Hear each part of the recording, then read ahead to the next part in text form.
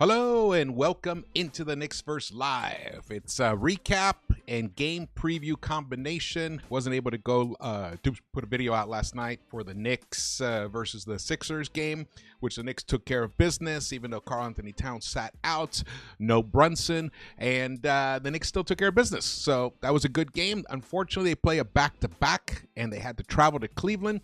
They're going to play Cleveland on a back-to-back. And Cat right now is, I believe, probable. He's listed as probable. We're going to run over all of that. And there is some big news concerning Mr. Jalen Brunson. That's right. In fact, why don't we get to that first? Here we go. Well, here's an update. Ian Begley tweeted this out 11 a.m. my time. That's 2 p.m. your time. Update: Knicks are listing Karl-Anthony Towns as probable left knee soreness for tonight's game at Cleveland. Jalen Brunson, ankle, Miles McBride, groin, and Cam Payne, ankle are all out per the team. Mitchell Robinson is also out tonight. He was initially not on the injury report. Robinson has not played in back-to-back games yet this season, and I'm glad he hasn't. He looked great last night, 14 points and 14 rebounds himself. He is out due to the same injury management that has been cited when he missed one game of previous back-to-backs. Now, that's just the injury update for the team itself. However, here we go. Stephon Bondi tweeted this out. Jalen Brunson is traveling with the Knicks and could practice during this trip, Thibs said. Sounds like Cam Payne and Deuce McBride are very close to returning. And we also heard, actually, from CP. I was on Knicks Fan TV. When was that? Monday, and I think last night CP announced, or maybe it was this morning, that he heard that Brunson will return this weekend. I don't think it's going to be for the Hawks game, which is it's another back-to-back. Can you believe that? Back-to-backs, pretty much, is what's happening here for the Knicks as the season comes to an end. But it looks like the game against the Phoenix Suns at MSG on Sunday could be the first return for Brunson.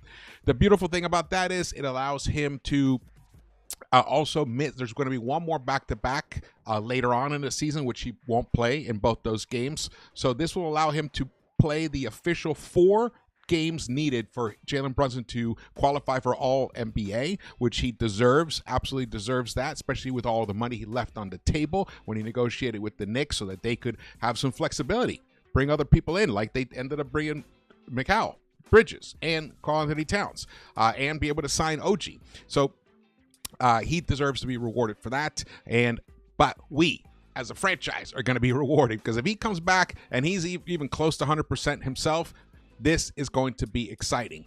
I have developed a new attitude about the Knicks' chances in the postseason now, especially with what has happened of late, concerning mostly the Wingstop duo. The dynamic wings, OG Anunoby and Mikal Bridges, are playing insane basketball right now. They are at a level that we haven't seen. Actually, OG probably has not played this well in his entire career.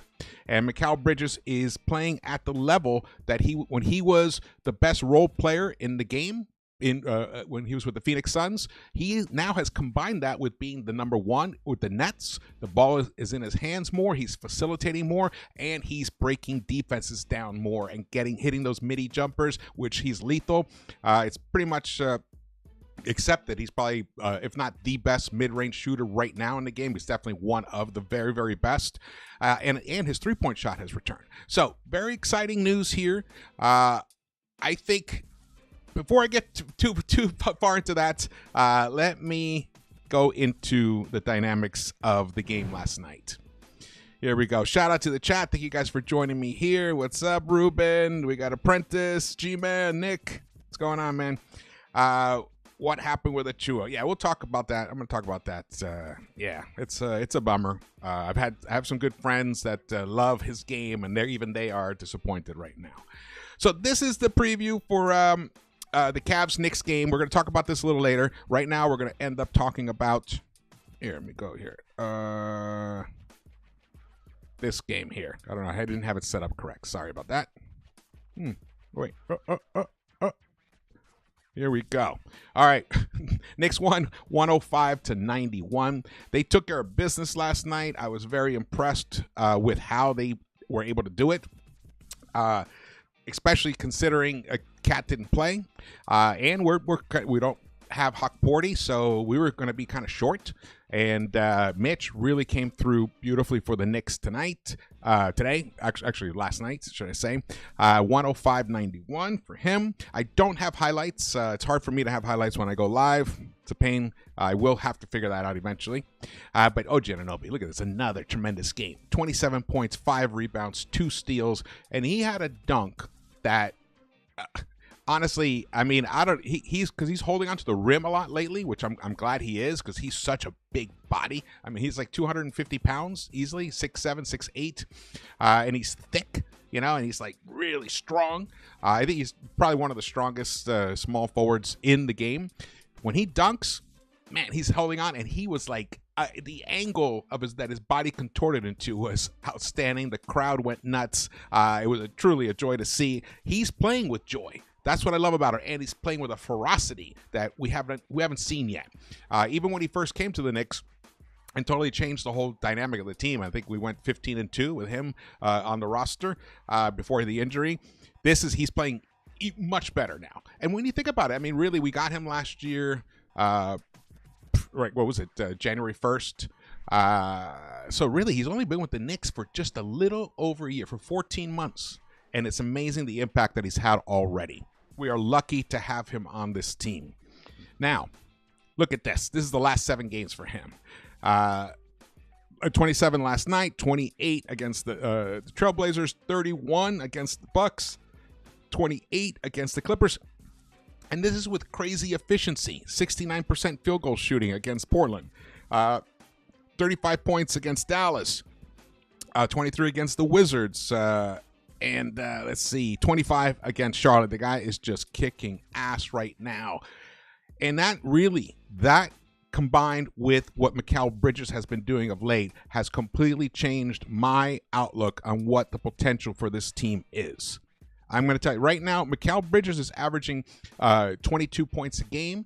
OG's averaging almost 23 points a game. That is a complete game changer right now. We get Brunson back. He's good for 26 to 46 on any given night.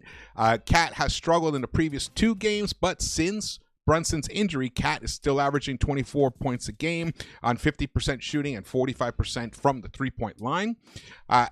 These are just magical numbers. So this changes everything now. I no longer fear the Celtics as much as I did before. So even if we have to face them in the second round, come on, let's do it. But I have a feeling that the Celtics might even be able to catch the Cavs, because the Cavs have been struggling of late. They're 5-5 in the last 10 games. They're going to close the season playing twice against the Knicks, and I believe twice against the Pacers and the Celtics or something. So they have some tough opponents coming up. So I right now have a sunnier outlook on the Knicks' potential to have a deep playoff run, because it's not like OG and Mikal are doing anything extraordinary in terms of, they're not playing outside of their abilities. They're playing to their abilities. I think what we were seeing before, even though OG's been amazing defensively and he's been shooting the 3-pointer well all season, so it's not about that. It's just about the aggressiveness, the confidence that they're playing with, the connectiveness. They're even feeding each other on plays where we rarely even saw that before. Now, can you say, oh, is it because Brunson was in the way? Was it too Brunson centric? And Cat's the obvious number 2 option. It's going to be hard to find looks for these guys. I think it's more they had to figure it out themselves. And it's sometimes, you have to figure out how you're going to make your presence felt. Imagine, like you're invited to a party, and yes, the host can introduce you around and, make you as comfortable as possible. But if you don't bring the personality and if you don't make the effort to connect with people, you're not going to make an impression on the others, and you're not going to enjoy the party. So this is what's happened now. I mean, if we want to use that little metaphor. What's up, Lex? Thank you for joining me, brother. And then look at this. Mitch Robinson, 14 points, 4 rebounds, 4 of 9 shooting for him. I am so ecstatic with the way that he has been playing of late. This guy, he is not going to play tonight, though, which I'm glad, save him. Also, why let the Cavs even have a look at him? I don't want that. I want that to have them to have that doubt in their heads if they're going to face us in the playoffs. Don't let them see Mitch yet. Don't let them figure out a few things and try a few things. They might work, they might not. Let them do it when their backs are against the wall in a playoff series against the New York Knicks, because he owned them 2 years ago. It was one of the most disappointing losses ever for those Cavs players. I still remember Jared Allen just like shaking his head, and he couldn't believe what had happened to him. And then last year I guess it was 3 years ago against the Cavs. Oh no, it was 2 years ago. And then last year, how effective he was against Embiid. He was so effective that Embiid resorted to his dirtiness, and he ended up causing an injury on Mitch, and then he was gone for 10 months. And it's 7 offensive rebounds here, and the 2 blocks, 2 big blocks, and a steal which I believe turned into just a breakaway, a breakaway dunk. Beautiful, with a Euro step thrown in there as well. One thing about Mitch is what I want to see more of, and we saw one time, I think it was the first or second game that he even came back this season, where when he's out on a 3-point line, and he has the ball and he's about to do a dribble handoff to someone who's swinging around. I love how he slips it and goes direct to the basket, puts it on the floor, 1-2 dribbles, and dunks. I want to see him do that more. He had an opportunity to do that in the Portland game, which was it the Portland game? I don't know, of recent. He's had the opportunity to do it, and he didn't do it. And I loved last night the way he just took the ball all the way himself and dunked it. He's got to lean into that magical ability that he has. He is truly one of the best big men, defensive big men in the game. He's a game changer, and when he can give you 14 points on a night like this, it's beautiful. And he's also hitting his free throws, but don't talk about it. He hit all 4 of his free throw attempts last night, but don't talk about it. We don't want to talk about it. The Block Nest Monster. Now, yesterday was his birthday. Happy birthday on April Fool's Day. I actually thought he was joking because I never realized that his birthday was on April Fool's. So makes total sense. He's such a goofball. I love him. Happy birthday to you, Mitch. Happy birthday, brother. Here we go. And then Landry Shamet. Best game of the season for him. First 20-point game of the season for him. 6 of 11 from the 3-point line. Outstanding. He was a plus 11 too in the plus minus column, and he picked up a couple of rebounds, 7 of 12 overall, 58%. The dude shot, and he played 34 minutes. Outstanding, because I think he will have a role on this team in come playoff time. You need guys who can just hit the bucket no matter what, and he has been that kind of guy in the past. He hasn't shown it to us consistently for us, but he has been that guy in the past. And in fact, lately, he is, including, let's see, if we include tonight, hold on, let me pull up the stat here. Okay, here we go. What's he shooting? He is shooting 38.6% from the 3-point line since Brunson got hurt, which was March 7th. He got hurt March 6th. So since March 7th, he's shooting almost 39% from the 3-point line.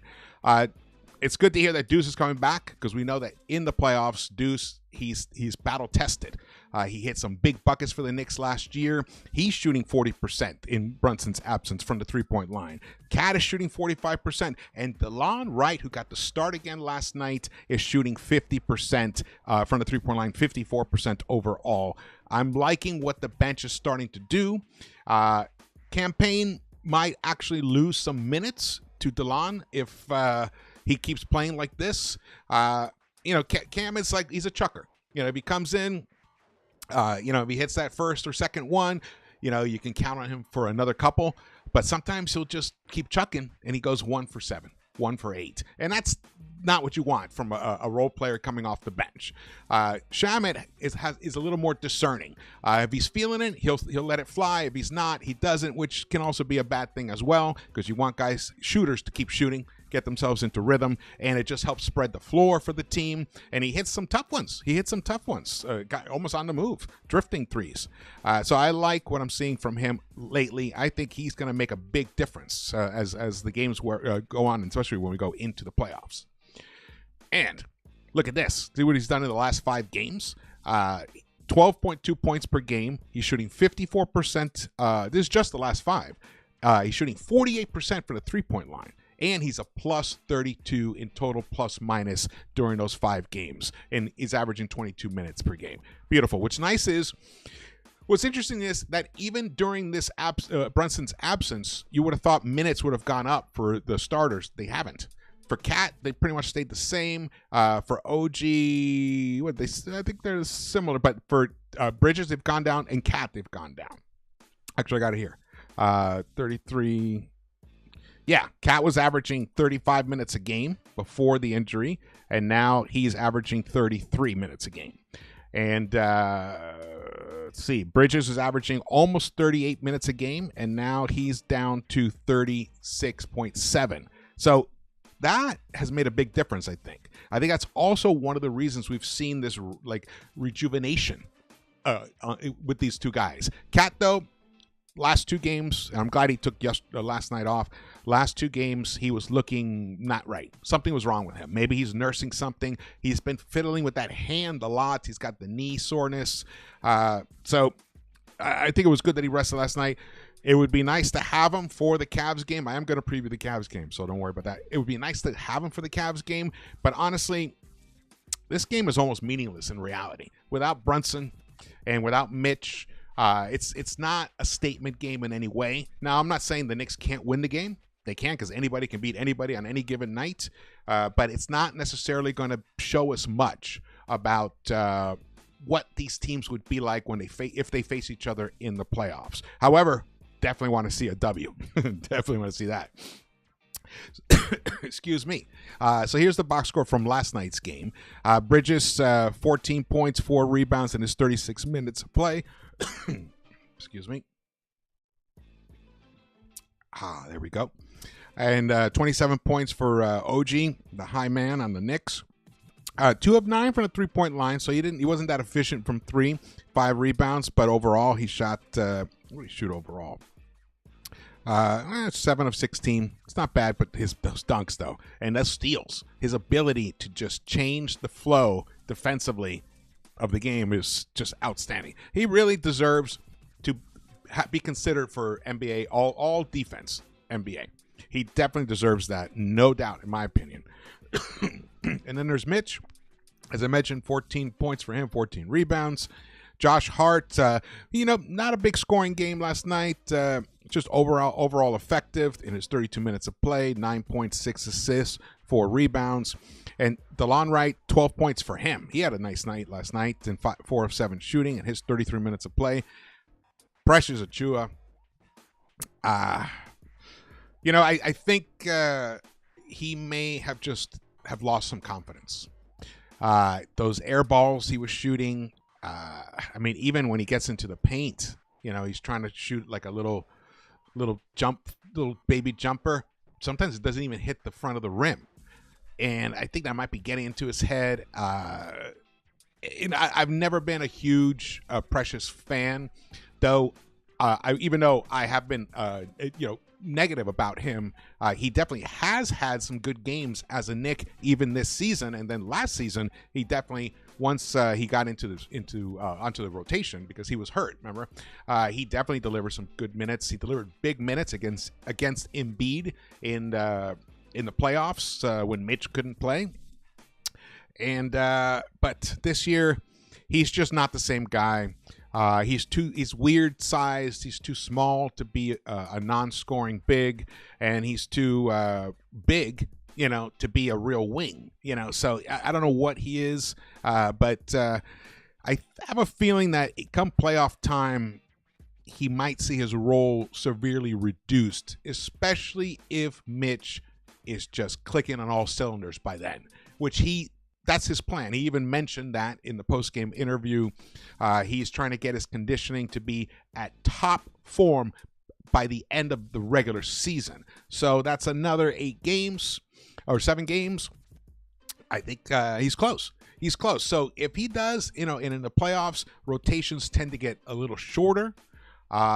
I think, and especially if Hakporti does come back, which I don't know, I haven't heard much about that, except there was some things spoken around here and there about it. He might be coming back.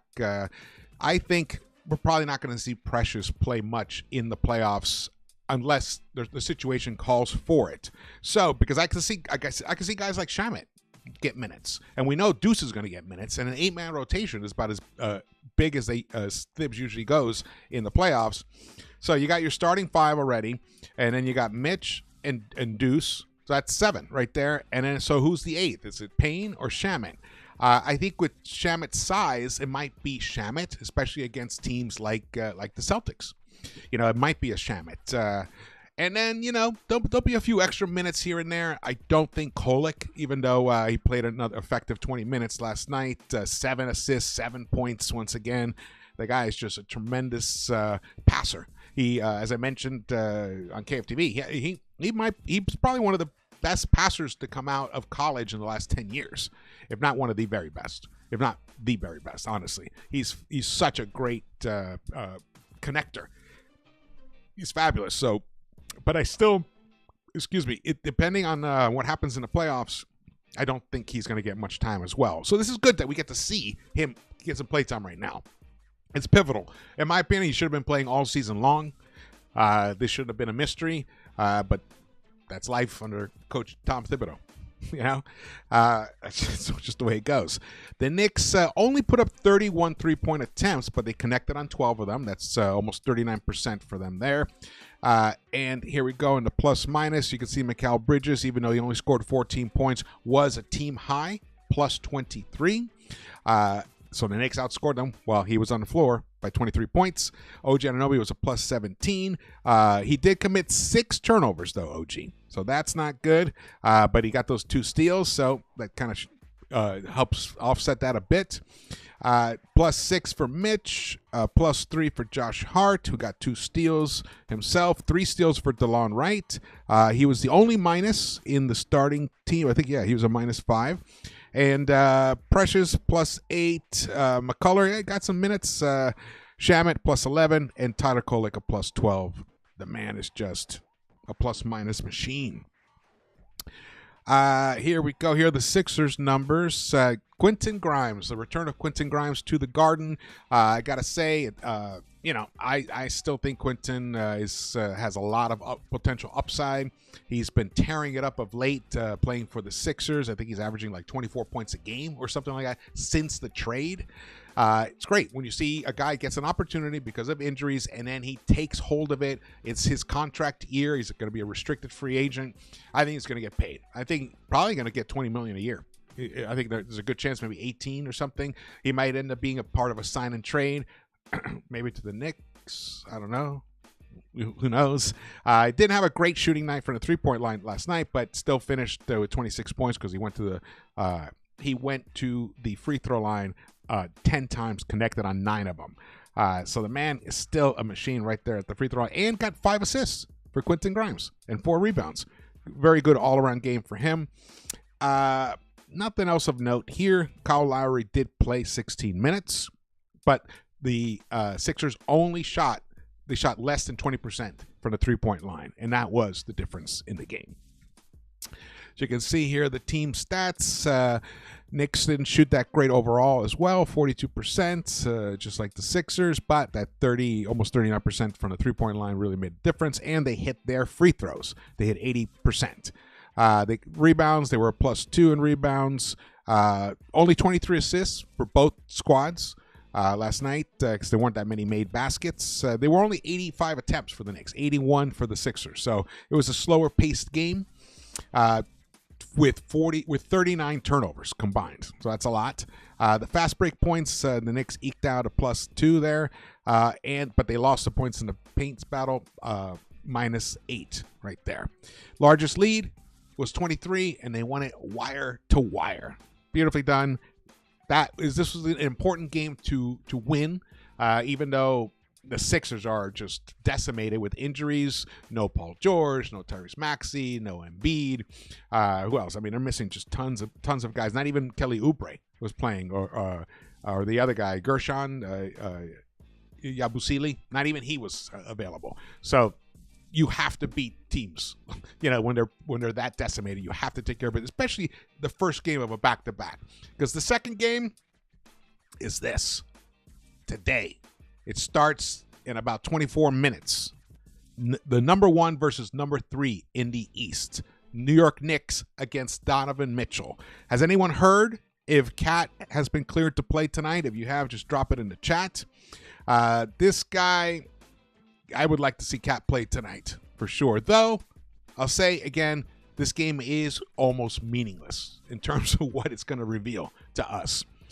And you know what? I'll tell you, sometimes when teams have, they're decimated with injuries, or they have to rest guys, the guys that step in really take that opportunity and run with it. You never know. Knicks could pull off an upset here. They could pull off an upset tonight, especially if Garland and Donovan Mitchell are cold. It can happen.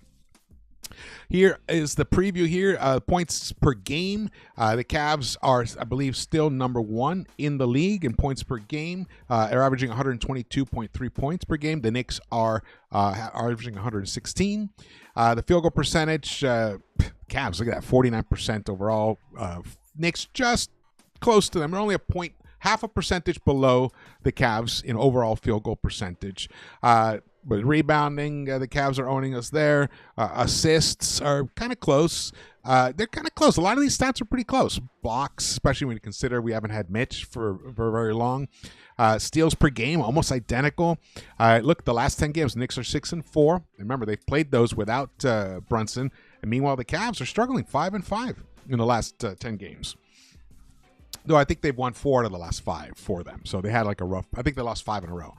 So here are the league rankings for these two teams. Yes, Cavs are number 1, 122 points per game. Knicks are 9th with 116. The field goal percentage, look, we're right there. They're second. This is the entire league, not just the East. They're second best. We're 4th. Free throw percentage, we are the fifth best, so we're a very superior free throw shooting team, and that's going to matter in the playoffs. That matters tremendously. We all know that. 3-point shooting, they are just outstanding right now. They're number 1, 38.4%. We are just shy of 37%, which is good enough for 9th. We're in the top 10. We were 2nd or 3rd I think we were number 1 for early parts in the season. I do believe that one of the reasons that the offense has, if you want to call it, sputtered compared to how they were in the beginning of the season, I think it was the minutes, guys. Those starters were burnt. So what happens when they get burnt? Your efficiency drops. Your legs get heavier. You don't have quite the lift. Your arms get more tired quicker, especially later in the game. And I've shown you guys numbers in the past. Knicks are a horrific fourth quarter shooting team. Were.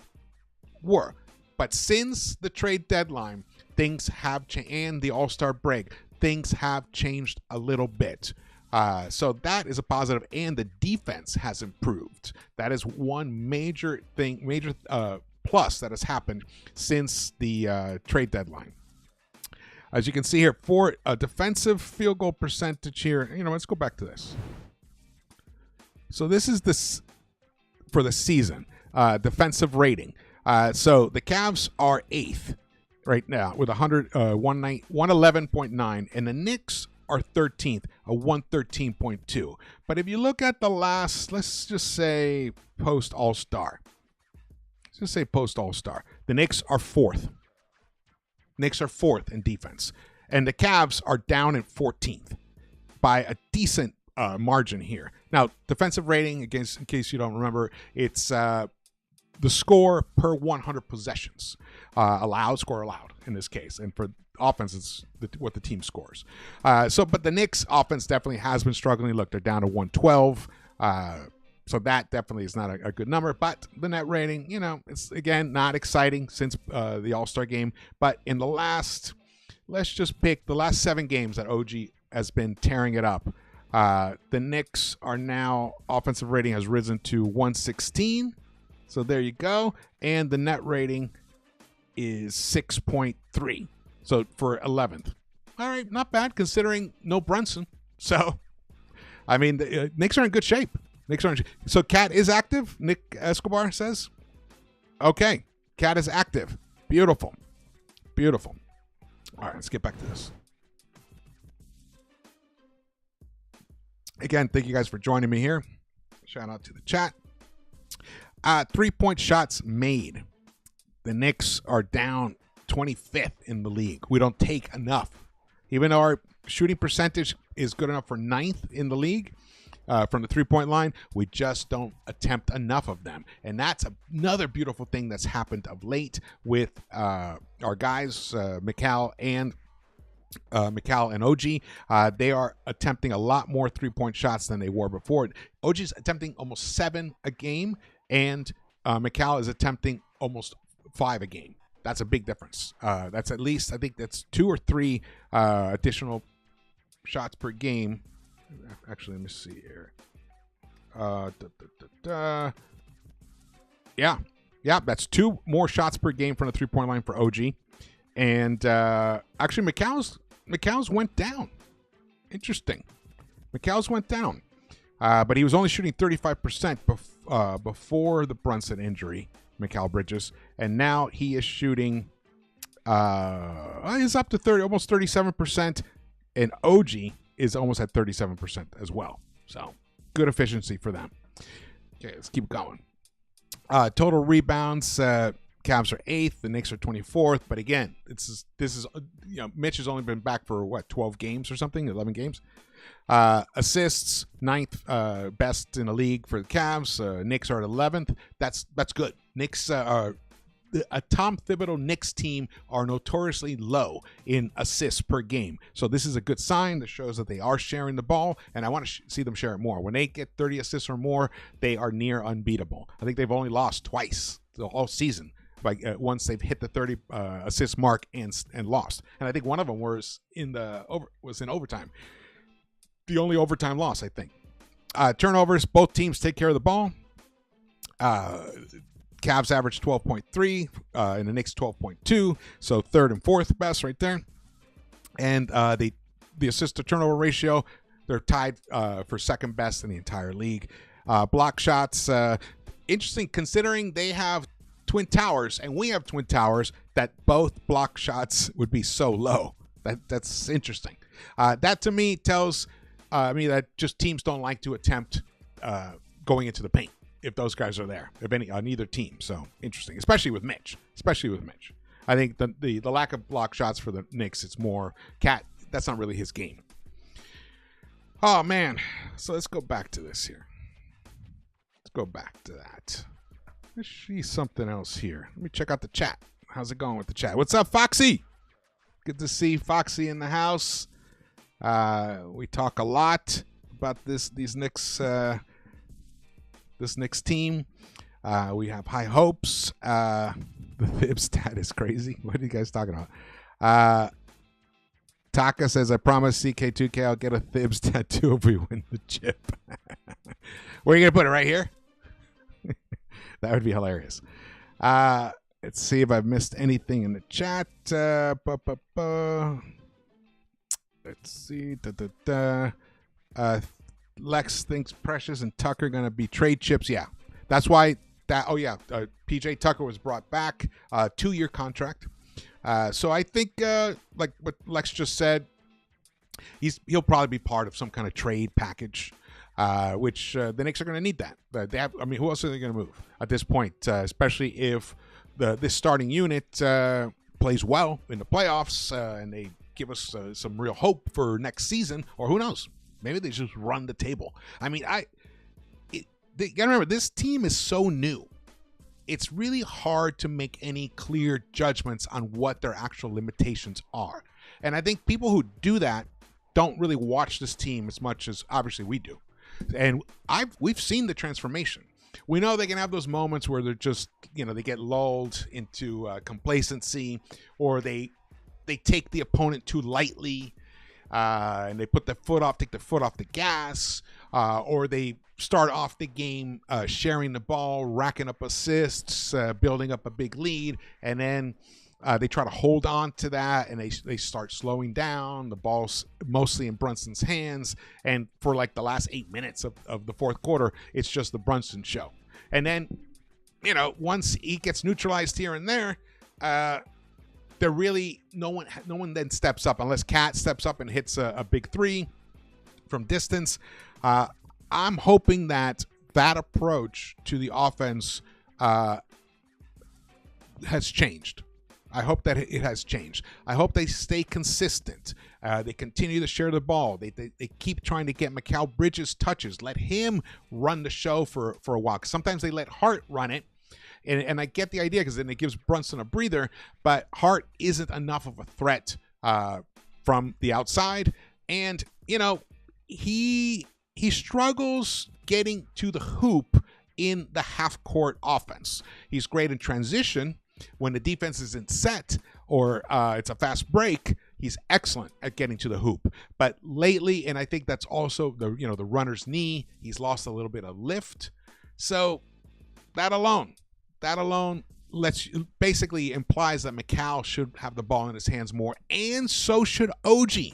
Give that man his touches. The man needs to touch that ball because he can beat his guy off the dribble from the three-point line and just dunk that thing, flush that shit. And Cat, I need Cat to shoot more threes. That's what we need.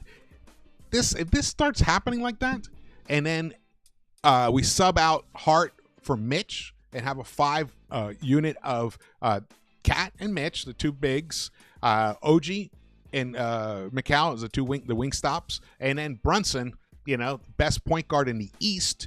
That is going to be a really interesting lineup. We haven't gotten a chance to see that at all yet. That's why it's so key that Brunson returns as early as possible, and it looks like he's going to return on Sunday. If you missed that in the beginning of the show, in fact, let's go back over here.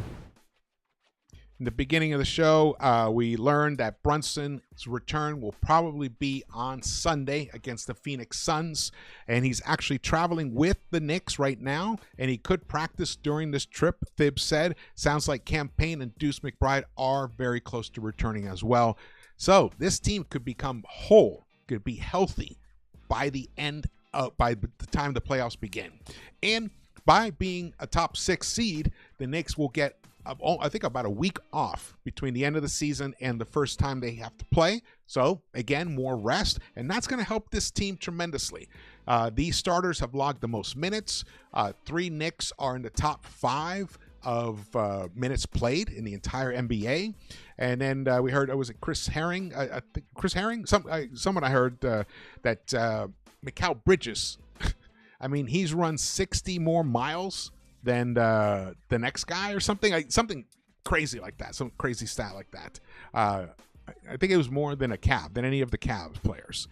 So, and yes, Foxy, we definitely need a healthy Deuce to make a run. We definitely do. I like what's happening here. And the Celtics, of course, they are definitely the favorites. There's no ifs, ands, or buts about it. Even if they finish second behind the Cavs, I put them as the favorites over everybody in the East. But the way to beat them is to have your 2 wings playing at elite levels on both ends, because that's what they have. So if we can emulate that, and then we have an incredibly high-scoring point guard and incredibly high-scoring center, and then you throw Mitch in there. I don't know how Mitch will fit against the Celtics. That's one thing that would be interesting to see. So I do kind of hope he does play against the Celtics. When is that game? We have one more game against the Celtics. So I hope he does play against them there, because I want to see. So that's the one big question mark I have, which is why it's nice what Landry Shamet has been providing, or even DeLon Wright. Got a couple guys who can come in, hit a couple threes, create some steals. They have decent size. That could really make a big difference, especially in a playoff series. So when you look at it this way, let's say we do meet the Celtics in the second round. So Knicks got to win 4, right? all right, Celtics are not going to shoot like the unbelievable shooting team that they are for every game. They're going to have at least one game where they're not shooting well. At least one. That's the game the Knicks have to win. Now, we don't have to shoot that great to win that game, but we have to win the game that they struggle. There's going to be a couple of games where both teams are going to shoot. They're going to shoot similar to what they normally do, which means the Celtics will score more points. That's what's going to happen. That's what it's going to mean. Now, if they have a bad quarter, Knicks could eke out one of those two games. That would be the trick there. So you split that. So that's 2-1 for the Knicks. Then there's going to be the games where, like the games we've already seen. I mean, I hope not to that extremity, but where the Knicks kind of they just don't have it to begin, and the Celtics are on fire right away, and then the Knicks finally get back into the game because when you have Brunson and Cat on the court, and now the new OG and the new McCall, you're going to have a chance. You're going to make a run, but that run is going to end up falling short. So there's going to be probably a couple games like that where they make a run or there'll be a blowout. So now it's 3-2, right? So now we're going into game 6. Game 6 is at the Garden. And that is us, the crowd, the MSG audience. If we can help this team play one of their best games of the season, they can win that game. And then you go for game 7 in Boston, and anything can happen in a game 7, especially as we saw last year, Knicks against the Pacers. Brunson busts his mitt, and that was all. That was it. That was it. Season. So anything can happen. Anything can happen. So that is how I see this happening now. I didn't believe that this could happen before, but now I can because of the outstanding play of the Wingstop duo and trio, because Hart has been very, very effective as well. And the return of Mitch. I mean, come on. The return of Mitch just changes so many things. Cat getting that nice week rest between the end of the season and the first game in the first round, going to be instrumental because he needs, dude, that guy, when he puts the ball on the floor and goes to the hoop, he always ends up, smashing into a cameraman or hitting the backboard, not the floor hard. I mean, I'm always like freaked out. Oh my God, is he going to get up? It's just, but that's who he is. That's his style. But I want to see him shoot more threes as well and just stay at the top of the point, stop the top of the arc, and find guys, maybe have some pick and rolls, and the guy setting the screen slips. He slips the screen, goes right to the basket, and Cat has the height and the touch to find those guys. He's been doing it with Hart, been doing it with McCall. He finds OG. That's what he finds Shamet sometimes. Run more plays like that. This team, we haven't seen the ceiling yet. The ceiling is like up above in the clouds. We cannot see it. Now the clouds are starting to break, and I don't see a ceiling for this team. I think if this team, the one major issue is Thibs as the coach, from my point of view, the one major issue. But even he cannot. He was the one who implemented that incredibly lethal offense in the first 2 months of the season. So, this could be one of those things where everything kind of comes together at the right time. Kind of reminds me a little bit of that season when Sprewell came to the Knicks and the Knicks were out of the playoffs, and then they started surging at the end. They caught the 8th seed and they beat the 1 seed in the playoffs and ended up in the finals because they were cresting at the right time. You want to be your best when it matters the most, and that comes playoff time, and I think that's what's happening here with the New York Knicks. Woo! All right, my voice is starting to run out. I'm going to need it later for tonight's post-game show, which I don't think will be going live. It'll be a recorded video, so look out for that. Please subscribe if you haven't subscribed yet to Into the Knicks-Verse, and hit the thumbs up button for me, and share the videos. It really helps to share the videos to grow the channel. We're so close to 10,000 subscribers. Where are we at right now? I think we're at 9,800. So I think we're about 200, less than 200 away. All right, man. Thank you guys so much for watching this. Look, can the Knicks win tonight? I think they can. They can win tonight. They can win any night. Is it going to be tough? Yeah, it's going to be tough. Luckily, they got Cap back, so that's going to help.